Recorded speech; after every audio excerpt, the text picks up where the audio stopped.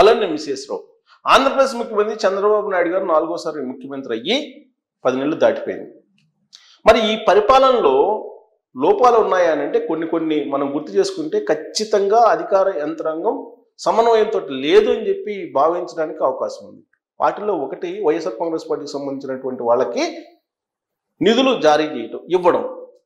కాంట్రాక్టర్లు ఏదైతే నిబంధనలు ఉన్నాయో వాటికి భిన్నంగా వాళ్ళ నిధుల్ని తీసుకెళ్ళిపోయారు. సీఎంఓ ఆఫీసు తెలియకుండా, జిఏడికి తెలియకుండా, ఆర్థిక మంత్రికి తెలియకుండా. ఆ విషయాన్ని పయ్యావుల కేశవ్ గారే చెప్పారు. ఇక ప్రాసిక్యూషన్కి సంబంధించి అనేకమైనటువంటి ఆరోపణలని గత ప్రభుత్వంలో ఉన్నటువంటి పెద్దలు ఫేస్ చేస్తున్నారు. దానికి సంబంధించిన కేసులు నడుస్తూ ఉన్నాయి. కొంతమందిని జైలుకు పంపించారు, ఒకళ్ళిద్దరిని. మిగతా వాళ్ళు చాలామంది బయట ఉన్నారు. మరి ఆ లోపలికి పోయినటువంటి వాళ్ళేమో బెయిల్ మీద బయటకు వచ్చేస్తున్నారు. బయట ఉన్నటువంటి వాళ్ళేమో విచారణ పూర్తయినప్పటికీ అరెస్ట్ చేయలేకపోతున్నారు. సుప్రీంకోర్టుకి వెళ్ళి బెయిల్స్ తీసుకొచ్చుకునేంత వరకు కూడా వెయిట్ చేస్తున్నారు. మరి దీన్ని సమన్వయ లోపం అనాలా, లేదంటే చంద్రబాబు నాయుడు గారు సమీక్షించుకోలేకపోతున్నారు, అధికార యంత్రాంగం మీద పట్టు సాధించలేకపోతున్నారు అని చెప్పి అనుకోవాలా అనేటువంటి ఒక చర్చ తెలుగుదేశం పార్టీలో అంతర్గతంగానే జరుగుతుంది. కానీ చంద్రబాబు నాయుడు గారు బెస్ట్ అడ్మినిస్ట్రేటర్, ఆయనకు ఉన్నటువంటి పేరే అది.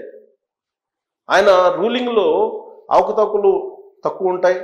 ఏదైనా ఆరోపణలు వచ్చినప్పుడు ఇమీడియట్గా ఆయన యాక్షన్ తీసుకుంటారు అనేటువంటి అభిప్రాయం ఆయన మీద ఉంది. అందుకే ఈ మధ్య కిరణ్ అనే అతను సోషల్ మీడియాలో భారతిరెడ్డి గారికి సంబంధించినటువంటి అంశాన్ని లేవనెత్తుతూ అవినాష్ రెడ్డి గారికి అలాగే భారతిరెడ్డి గారికి ఏదో సంథింగ్ అని చెప్పి ఆయన వీడియో చేస్తే ఇమీడియట్గా ఆయన మీద కేసు పెట్టేసి జైలు పంపించేశారు. సో తన పార్టీ, సొంత పార్టీ అని కూడా చూడకుండా ఆయన యాక్షన్ తీసుకుంటున్నారు. మరి లోపం ఎక్కడ జరుగుతుంది అడ్మినిస్ట్రేషన్లో?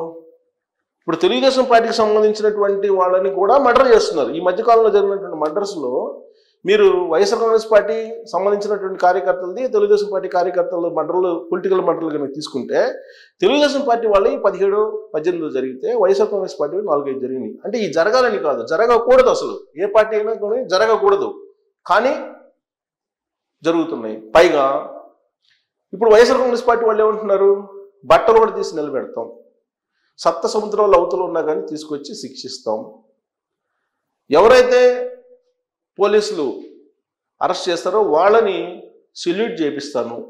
ఇది కార్యకర్తలకి జగన్మోహన్ రెడ్డి గారు ఇస్తున్నటువంటి అభయం.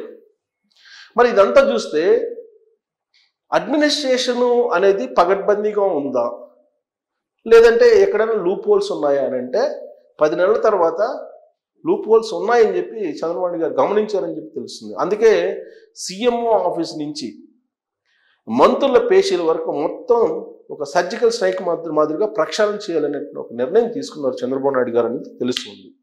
దాంట్లో భాగంగానే కొల్లు రవీంద్ర గారు మంత్రి, చంద్రబాబు నాయుడు గారికి అత్యంత ఇష్టమైనటువంటి లీడర్ కూడా ప్రాధాన్యత ఇస్తూ ఉంటారు ఆయనకి.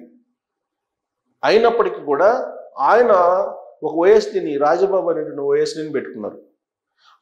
ఆ రాజబాబు గారు వైఎస్ఆర్ కాంగ్రెస్ పార్టీ అధికారంలో ఉన్నప్పుడు, జగన్మోహన్ రెడ్డి గారు అధికారంలో ఉన్నప్పుడు అనేకమైనటువంటి అక్రమాలు, అవకతవకలు పాల్పడ్డారు అనేది తాజాగా బయటకు వచ్చినటువంటి అంశం. అందుకే ఇమీడియట్గా కొల్లు రవీంద్ర గారు ఛాంబర్ నుంచి ఆయన ఓఎస్డీ నుంచి మార్చేసి వేరే పోస్ట్ చేశారు. బట్ ఆ విషయంలో కొల్లు రవీంద్ర గారు రాజబాబే కావాలని ఒక రిక్వెస్ట్ కూడా చేశారు.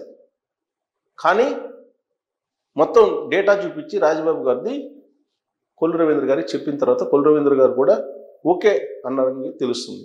ఇలా మంత్రులు ఛాంబర్లో ఉన్నటువంటి ఓఎస్డీలు కానీ, పిఎస్లు కానీ, పిఏలు కానీ వీళ్ళు సమాచారాన్ని లీక్ చేస్తున్నారు వైఎస్ఆర్ కాంగ్రెస్ పార్టీకి అనేటువంటి అనుమానం ఉంది. దీనికి కారణం ఏంటంటే ఎలాంటి స్క్రూటినీ లేకుండా ఓఎస్డీలుగా, పిఏలుగా, పిఎస్లుగా తీసుకోవడమే కారణం. సీఎం ఆఫీస్ దగ్గర నుంచి మంత్రుల ఛాంబర్ వరకు, అలాగే ఎమ్మెల్యేలు, పిఎల్ వరకు కూడా. అందుకే ఇప్పుడు చంద్రబాబు నాయుడు గారు 10 నెలల తర్వాత జాగ్రత్త పడుతున్నారు. ఎగ్జాంపుల్, గోరంట్ల మాధవ్ని అరెస్ట్ చేశారు. ఆయన అనంతపురం మాజీ ఎంపీ. కిరణ్ని అరెస్ట్ చేస్తే కిరణ్ ఎక్కడున్నాడు అనేది తెలుసుకొని ఆయన అక్కడికి వచ్చి కిరణ్ మీద దాడి చేయడానికి ప్రయత్నం చేశారు. అంతేకాదు కిరణ్ని అరెస్ట్ చేసి పోలీసులు తీసుకెళ్తుంటే వాహనంలో ఆ వాహనాన్ని ఫాలో అయ్యి వార్నింగ్ ఇచ్చి కొట్టబోయారు, దాడి చేయబోయారు గోరట్ల మాధవ్. అంటే పోలీసు వ్యవస్థలో లేదా యంత్రాంగంలో ఎవరో లీక్ చేస్తున్నారు వైఎస్ఆర్ కాంగ్రెస్ పార్టీకి సంబంధించిన వాళ్ళకి అనేది ఒకటి ఉంది. ఏ ప్రభుత్వం ఉన్నా కానీ లీక్స్ ఉంటాయండి. కానీ ఇప్పుడు కోర్టులుగా మారారు కొంతమంది ఐఏఎస్లు కూడా కోర్టులు ఉన్నారు. ఇప్పుడు ఎగ్జాంపుల్ చెప్తున్నారు, రోజా మాజీ మంత్రి గారు, ఆవిడ మీద అనేకమైనటువంటి ఆరోపణలు అక్రమాలు ఉన్నాయి. కానీ ఒక ఐఏఎస్ ఆ ఫైల్స్ అన్నింటిని కూడా హోల్డ్ చేశారు, అందుకే విచారణ ముందుకు సాగట్లేదు అనేది వినిపిస్తుంది.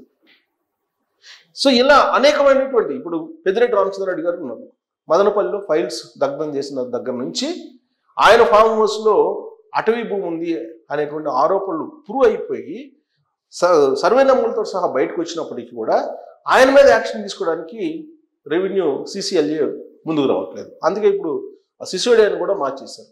సిసోడియాని కూడా మార్చేసి బయటకు పంపించారు. సిసోడియా అంటేనే మంచి పేరు యాక్చువల్గా. కానీ అలాంటి సిసోడియా గారు సరైన సమయంలో సరైనటువంటి విధంగా యాక్షన్ తీసుకోలేకపోవడానికి కారణం ఏంటి అని అంటే ఆయన మీద కొన్ని రకాల ఒత్తిళ్లు ఉన్నాయని చెప్పి భావిస్తుంది తెలుగుదేశం పార్టీ ప్రభుత్వం. అందుకే అలాంటి ఆయన్ని కూడా మూవ్ చేశారు ఆ ప్లేస్ నుంచి. అంటే పూర్తి స్థాయిలో ప్రక్షాళన ప్రారంభమైంది. ఈ ప్రక్షాళన ఎమ్మెల్యేల PL వరకు వెళ్ళేట్టున్న అవకాశం ఇప్పుడే స్టార్ట్ అయింది. 10 నెలలు అయిపోయింది. 10 నెలల తర్వాత ఈ 10 నెలల పాటు జరగరానేటువంటి ఘోరాలన్నీ జరిగిపోయినాయి చాలా వరకు. ఘోరాలంటే ఎలాంటి ఘోరాలంటే పవర్ బ్రోకర్స్గా ఉన్నటువంటి కొంతమంది వైఎస్ఆర్ కాంగ్రెస్ పార్టీ వాళ్ళు తెలుగుదేశం పార్టీలో జొరబడి టెండర్లని ఫైనల్ చేసుకున్నారు, పాత బకాయిల్ని వసూలు చేసుకున్నారు. ఎప్పుడో చంద్రబాబు నాయుడు గారు 2014 నుంచి 2019 వరకు ముఖ్యమంత్రిగా ఉన్నప్పుడు చేసినటువంటి పనులకు కూడా తెలుగుదేశం పార్టీ వాళ్ళకి ఒక్క పైసా ఇవ్వకుండా ఇప్పటి వరకు నడుపుకొచ్చింది, మొన్న ఎలక్షన్ వరకు జగన్మోహన్ రెడ్డి గారు. అలాంటిది కూటమి ప్రభుత్వం అధికారంలోకి వచ్చిన తర్వాత కూడా వైఎస్ఆర్ కాంగ్రెస్ పార్టీకి సంబంధించిన కాంట్రాక్టర్ది, పవర్ బ్రోకర్స్దే కంటిన్యూ అవుతుంది హవా. చాలా సందర్భాల్లో ఇది బయటపడింది.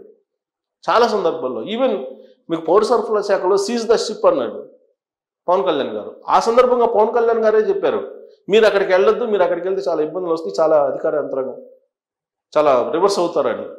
అంటే వైఎస్ఆర్ కాంగ్రెస్ పార్టీకి కోర్టులు ఉన్నారు అక్కడ. సో అందుకే అలాంటి పరిస్థితి నుంచి ఇప్పుడున్నటువంటి ప్రభుత్వాన్ని బయటకు తీసుకురావడానికి, ప్రజలకు సేవ చేయడానికి, ప్రజలకి సేవ చేసే మార్గంలో అధికార యంత్రాంగాన్ని నడపడానికి, అలాగే విజన్ 2047 దిశగా తీసుకెళ్ళడానికి, P4 ప్రాబ్లాన్ని అమలు చేయడానికి ఇవన్నీ కూడా నమ్మకమైనటువంటి అధికారులు కావాలి, అధికారం యంత్రాంగం కావాలి. ఈవెన్ ఇప్పుడు కూడా వెంకటరెడ్డి అనే అతను ఉద్యోగుల సంఘం మాజీ లీడర్గా ఉంది. ఇవాళ కూడా సెక్రటరియట్లో ఆయన హవా కొనసాగిస్తూ ఉన్నారు. ఆయన ఒక టీమ్గా ఏర్పడి ప్రభుత్వానికి వ్యతిరేకంగా సెక్షన్ ఆఫీసర్స్ వరకు పనిచేయిస్తున్నారు. దీని అంతరిక కారణం ఏంటంటే కోట్లుగా కొంతమంది మంత్రుల దగ్గర వైఎస్ఆర్ కాంగ్రెస్ పార్టీ సింపథైజర్స్ ఉంటాడు, పిఎస్లుగా ఉన్నాడు, పిఎల్గా ఉన్నాడు. సో అందుకే చంద్రబాబు గారు సంపూర్ణమైనటువంటి ప్రక్షాళన చేయడానికి సిద్ధపడ్డారు. అది స్టార్ట్ అయింది. ఈ స్టార్ట్ అయినటువంటి ఈ సర్జికల్ స్ట్రైక్ ఎక్కడి వరకు వెళ్తుంది అనేది మనం చూడాలి. బట్ వన్స్ స్టార్ట్ అయిన తర్వాత చంద్రబాబు గారు ఆగరు, దాన్ని ఖచ్చితంగా సీరియస్గా తీసుకుంటారు. ఈ సర్జికల్ స్ట్రైక్ కలవర పెడుతుంది వైఎస్ఆర్ కాంగ్రెస్ పార్టీలో సానుభూతి పరులకు, ఆ పార్టీ సానుభూతి పరులకు. మరి చంద్రబాబు నాయుడు గారు ప్రారంభించినటువంటి ఈ ప్రయత్నం సీఎం ఆఫీస్ నుంచి కూడా స్టార్ట్ అవుతుంది అంటున్నారు. సీఎం ఆఫీస్లో కూడా ప్రక్షాళన స్టార్ట్ అవుతుంది అంటున్నారు. మరి ఈ ప్రక్షాళన అవసరం ఇప్పటికిప్పుడు వేగం చేయాలా లేదంటే నిదానంగా చేయాలా? ఇప్పటికే లేట్ అయింది అంటారా? దీని మీద మీరు కామెంట్ చేయొచ్చు. Thank you.